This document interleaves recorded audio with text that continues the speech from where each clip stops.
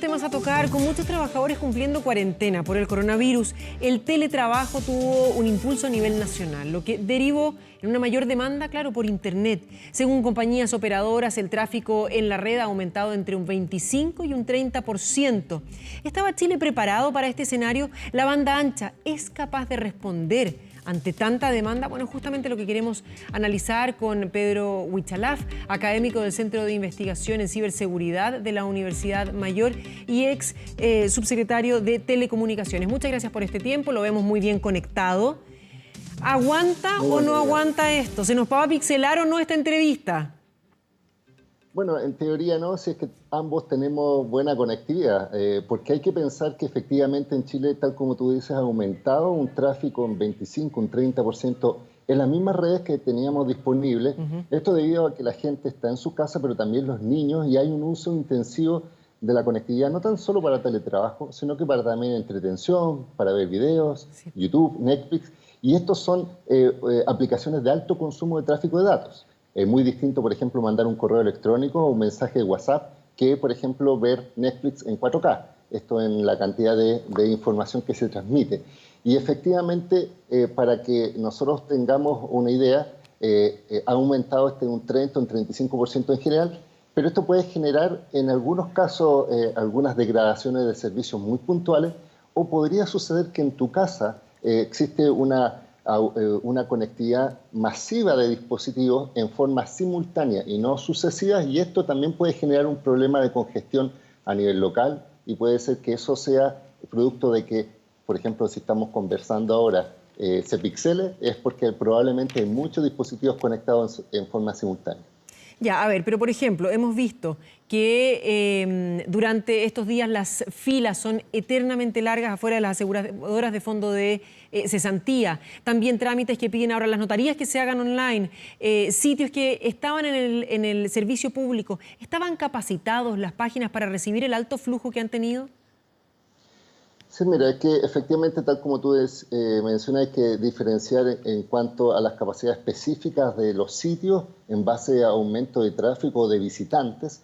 Por ejemplo, hay que recordar que la comisaría virtual, que eres para solicitar estos salvoconductos, estuvo unos tiempos indisponible, digamos, offline, por la cantidad de gente que simultáneamente comenzó a visitar el sitio. Y esto es como sucede en días como Cyber Day o Cyber Monday, donde efectivamente hay un aumento incremental masivo.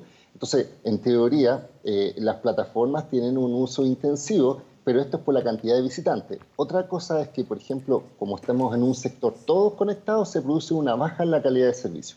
Ahora, esto implica un desafío mutuo porque Chile tiene liderazgo en el uso de tecnologías, tanto móviles como fijas. Estamos hablando de que 4G ya está bien implementado, que permite una transmisión de audio y video razonable, pero obviamente las tecnologías fijas, si tú te conectas de tu casa a través de fibra óptica o cable coaxial, es mucho más eficiente que, por ejemplo, Internet móvil. Y otra cosa, el desafío, como tú decías, de los administradores de las páginas, sobre todo que sabemos que van a empezar a realizar más trámites, de darle mayor soporte a esos sitios de tal forma que permiten mayor tráfico simultáneo en este caso, de personas que estén necesitados de conexión. Ahora bien, esta situación y esta solicitud de que mayor cantidad de trámites se hagan a través de la web también ha dejado en evidencia la gran brecha digital que existe. Hay muchas personas que hemos visto paradas en la fila, incluso, como usted bien decía, solicitando los permisos, tratando de viajar, que deberían rellenar un formulario también online, que no saben cómo hacerlo, que no tienen una conexión, que no sabrían ni por dónde empezar, que van con el hijo para que les ayude o la sobrina. Entonces también, ¿qué tan certero es solicitar a las personas que hagan estos trámites a través de la web cuando no lo pueden hacer o no saben cómo hacerlo? Sí, mira, efectivamente tú apuntas a un tema que es bastante relevante, que son las competencias digitales, porque uno puede tener la disponibilidad de servicio, e incluso el último informe de la Subsecretaría de Telecomunicaciones sobre uso de Internet habla de que la gente se conecta pero para chatear, para divertirse, pero no para hacer cosas productivas. Por ejemplo, hacer trámite en línea para, en este caso, evitarse presencialmente, y mucha gente no sabe cómo hacerlo. Entonces, eso implica que, además de las conexiones que pueden ser en algunos lugares muy buenas, porque en Chile existen tres tipos de conexión, las tipo europeas, estilo latinoamericano y estilo africano en cuanto a la calidad, y otra cosa es la competencia de la gente de saber. El desafío es cómo hoy día, hoy día la diferencia entre las personas que tienen competencia digital y aquellas que no va a marcar una gran diferencia, igual que en teletrabajo. Muchas empresas, por ejemplo, con este episodio del coronavirus, descubrieron el teletrabajo como una herramienta de productividad y una herramienta para poder seguir trabajando en línea. O los profesores en universidades. Yo hago clases en una universidad, en dos, y en algunas hacen cursos de capacitación a los profesores de cómo realizar el learning. Es decir, en vez de que los profesores ya tengan estas competencias, han tenido que empezar a ser educados porque no estaban acostumbrados a este cambio tecnológico, y yo creo que este desafío del coronavirus nos produce un antes y un después en el uso de las tecnologías, porque ya no va a haber un retroceso respecto a la gestión que tenemos que tener, y por tanto el llamado a la gente es no tan solo a tener conectividad, y por eso se realizan algunos planes que se están entregando, aumentos de guías, de capacidad, sino que también entender que Internet no es tan solo acceso al ocio, a la entretención, sino que a la productividad, y obviamente esto va a marcar una diferencia en cuanto a las competencias laborales. Ahora, ojo, justamente hablando de las competencias laborales y del uso de Internet en el teletrabajo, ¿quién debería tener la responsabilidad de pagar, de hacerse cargo de los costos de instalar Internet en una casa que no la tenía, que aparentemente no la estaba necesitando a nivel hogar, pero que hoy lo tiene que hacer? Y estoy refiriéndome no solo a empleados privados que han tenido que hacerlo, a familias que tienen niños en la universidad o hijos en la universidad o en el colegio que también han tenido que implementarlo, sino que también a trabajadores municipales que han debido realizar este cambio y que ellos no consideraban dentro de sus gastos, sobre todo en la situación económica que vive el país, tener Internet. ¿Quién debería pagarlo? Sí, mira, tal como tú mencionas, hace muy poco salió recientemente publicada la ley de teletrabajo, que tiene un aspecto muy específico porque solo se relaciona a aquellos ámbitos de trabajadores dependientes por vínculos de subordinación y dependencia. Eso excluye al mundo municipal, excluye al mundo de los servicios públicos y a los honorarios, porque en definitiva tienen otra modalidad de contrato de trabajo. En esta modalidad de contrato de relación de subordinación y dependencia, la ley establece, reconoce esta modalidad y hace que el empleador tenga que realizar los pagos de las herramientas que sea necesario utilizar, como por ejemplo el acceso a Internet. Ahora bien, esta normativa es reciente, antes existía un diálogo, pero yo creo que efectivamente cuando se entiende de que hay una obligación de prestar servicio y en forma remota, y se da por cosas circunstanciales o por acuerdo, obviamente este tipo de planes, este tipo de utilización, igual que el computador que te pueden facilitar en tu trabajo para uso de trabajo o algunos celulares u otras herramientas, el acceso a Internet como plan hoy día pueden ser entregados. Pero hay que diferenciar obviamente el uso intensivo que tú vas a realizar. No es lo mismo que te entreguen un plan de celular para mandar correo electrónico, que puede ser con una tecnología móvil, que para hacer un uso intensivo, por ejemplo, videoconferencia en alta calidad, no se podría hacer tan fácilmente con un dispositivo móvil, sino que para eso ya una conexión en tu casa de cable coaxial o fibra óptica, que es lo recomendable para transmisiones de alta demanda. Claro, entonces, de acuerdo a la ley, usted dice que los empleados del sistema público no están considerados dentro de ese acceso que se les debería entregar. Pero ¿por qué no? Entonces, ¿por qué un empleado público tiene que poder pagar e implementarse su propio computador, si es que no se lo dan, o su propio plan de Internet, cuando igual lo va a estar necesitando?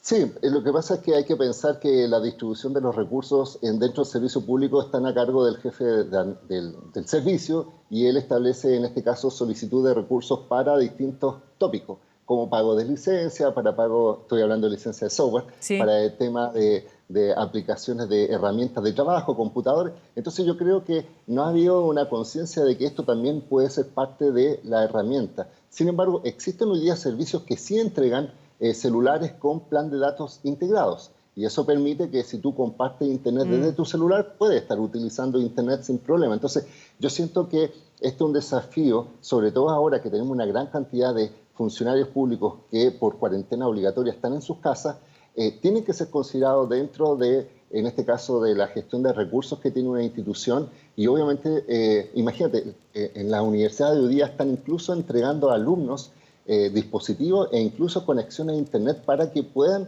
hoy día conectarse, porque obviamente todos los estudiantes universitarios, la mayoría al menos de las universidades que conozco, no están yendo a la clase, y hay universidades que hacen esta entrega que forma parte como de la labor de educación. Entonces, yo siento, insisto, que es un desafío, una nueva lógica y obviamente los recursos que ya son limitados y más con las vulnerabilidades que existen en el ámbito laboral por parte de las personas, obviamente esta herramienta debe ser considerada como un ítem y al mismo tiempo verificar que los beneficios de estar, por ejemplo, conectados, como por ejemplo en este momento, en vez de todo lo que significa haber ido al estudio, haber gastado tiempo, haber gastado benzina, etcétera. No, y el riesgo sobre todo. Y efectivamente ahora, por ejemplo, nosotros podemos conversar sin ningún problema y eso implica más eficiencia, menores costos, pero al mismo tiempo esto tiene que ser, insisto, asociado en la lógica de la nueva sociedad digital, desde el punto de vista de competencias digitales, de entender que estos son herramientas de medios, no es un fin. Tener acceso a Internet no es la finalidad. Y finalmente entender que con Internet no tan solo puedes chatear, no tan solo puedes ver videos en HK, 4K en YouTube, sino que también puedes hacer productividad y obviamente lucrarte como un trabajo y a los empleadores tenerlo considerado como un ítem y también saber qué tipo de tecnología es la más eficiente para el tipo de trabajo que vas a realizar. No, de hecho, incluso cambiar la forma de trabajo. Con el teletrabajo se puede enfocar más bien en los proyectos y en los resultados que en la cantidad de horas que se tiene que estar sentado frente a una pantalla o en una oficina. Así que también viene en beneficio de muchas personas que necesitaban esa flexibilidad laboral. Ahora bien, cuando nos ponemos en la otra vereda, ok, yo tengo Internet, pago por un servicio, pero este servicio hoy por hoy no me está dando la misma eficiencia que me daba antes, las líneas están mucho más saturadas. ¿Debería haber una rebaja en esos cobros? Sí, efectivamente, mira, y aquí hay un punto muy importante que quiero relevar. Primero hay que entender que existe en Chile una ley que fue aprobada hace un par de años que habla sobre la velocidad o calidad mínima de Internet. ¿Eso qué quiere decir? Que en teoría las empresas de telecomunicaciones tienen que ofrecerte el plan que tú contratas, de tal forma que hagámoslo como si tú compras un kilo de pan, quieres 1000 gramos de pan, no 500 gramos. Entonces, el problema que hoy día existe con esa ley es que se entregó a la Subsecretaría de Telecomunicaciones una facultad de establecer un reglamento de tal forma que tú tengas la certeza de cómo hacer las mediciones, cómo reclamar, cómo ser indemnizado y cómo las empresas están obligadas a ofrecerte el servicio que corresponde. Incluso hay algunas cosas técnicas como entender qué se entiende por banda ancha, qué tipo de tecnología y cuál es el porcentaje de entender que es responsabilidad de la empresa por falta de inversión o a lo mejor es un tema puntual.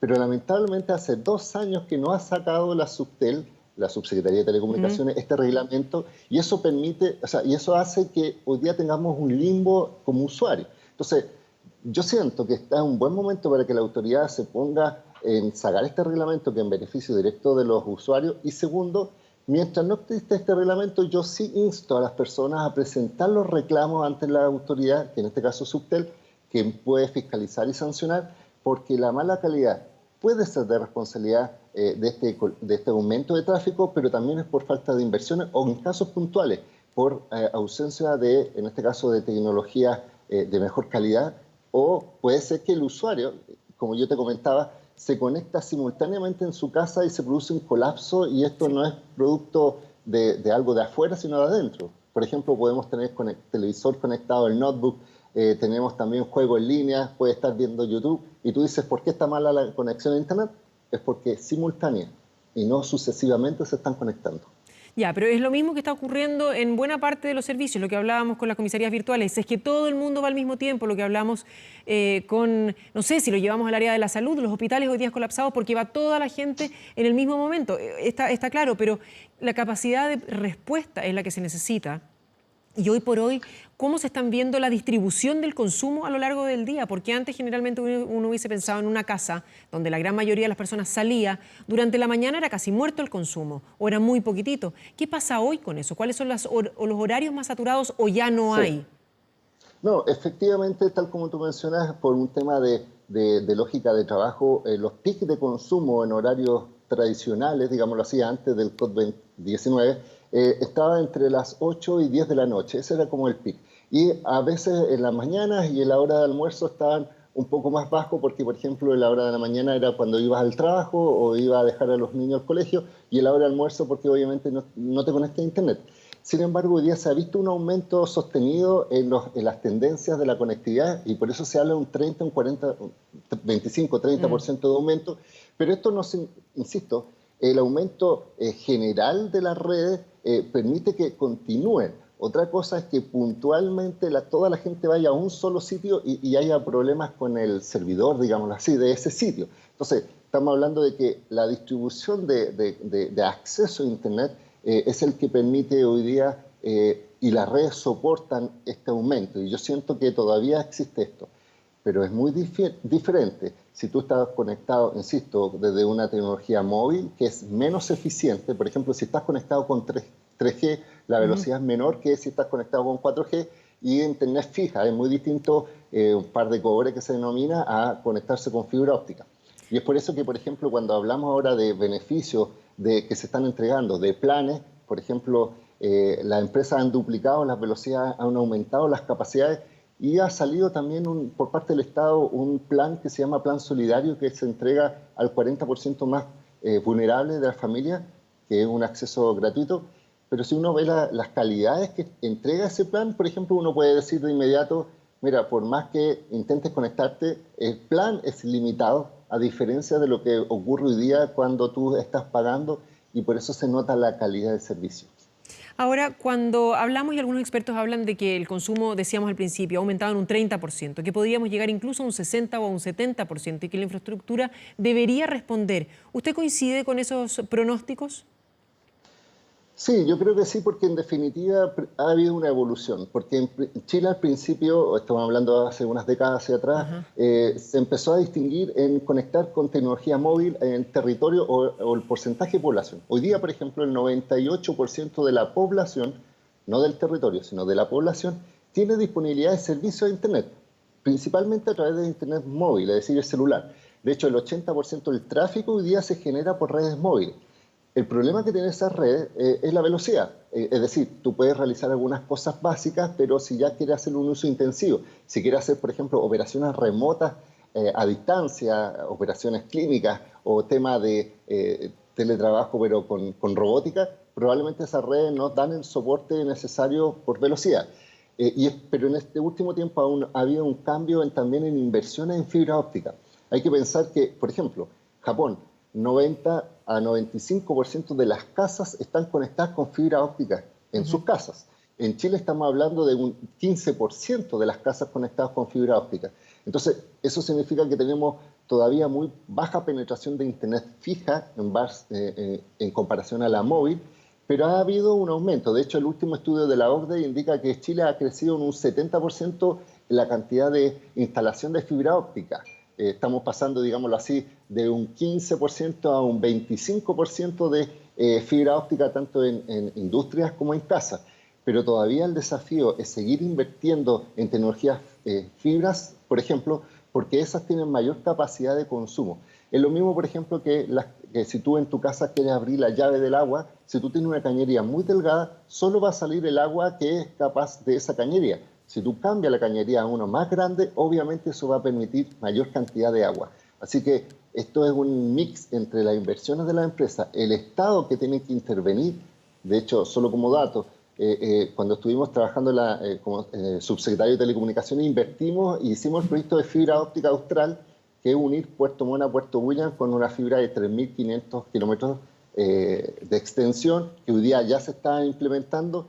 Y esto va a dar garantía a esta región para unir como estas carreteras digitales. Lo que antes eran las carreteras físicas, hoy día son las digitales, pero estos son troncales que después se hacen ramificaciones hacia las casas. No es que las casas se conectan a fibra óptica, sino que es el intermedio. Entonces esto es un trabajo público-privado y las inversiones que se han realizado demuestran que Chile al menos todavía tiene liderazgo en telecomunicaciones, pero mientras más tecnología de fibra exista, más capacidad vamos a tener y en el futuro ya no vamos a tener que preocuparnos si se aumenta en un 30, 40 o 50% el tráfico, porque estas tecnologías permiten un ancho de banda mayor. Lo que nos vamos a preocupar es que todas las casas estén conectadas con fibra óptica o que si hay, por ejemplo, conectividad móvil, pensemos en el 5G que se viene o que están pensando, que yo creo que esto se atrasa, sea de la calidad y esté disponible en todo el territorio. Ese es como el desafío que hay de Estado de empresas y de personas. Muy cortito porque el tiempo se nos acaba. Zoom, esta aplicación que se ha utilizado mucho para teleconferencias, pero que sí tiene ciertos problemas de seguridad en los datos. Recomendaciones. Sí, mira, primero hay que pensar que Zoom, como cualquier software, tiene algunas dificultades, pero no son tan graves, digámoslo así. Yo he visto una paranoia de algunos diciendo que hay que prohibirlo absolutamente, cuando yo creo que es una buena herramienta gratuita, sobre todo si lo quieren utilizar sin pagar, para personas que quieran hacer conferencias en línea sin mayor contenido en esto. La recomendación siempre es entender que estas chats o estas videoconferencias, si uno comparte el link, puede ingresar cualquier persona y pueden causar molestias. Por eso hay que colocarle contraseña a la sala. Segundo, entender que la idea de hacer esto, si uno lo quiere grabar, entender que esa información se puede publicar y por tanto entender que estas comunicaciones son para ámbitos más cotidianos, más que confidenciales. Y si necesitas utilizar herramientas o información absolutamente confidencial, utilizar plataformas de computador a computador más que utilizando servicios en la nube como es Zoom. Muy bien, Pedro Huichalaf, muchísimas gracias por esta conversación. Entonces, a tratar de enseñar en la analogía que hacía, a manejar también a la gente por todas esas carreteras que estamos implementando. Importantísimo. Muchas gracias, buenos días. Muy buenos días.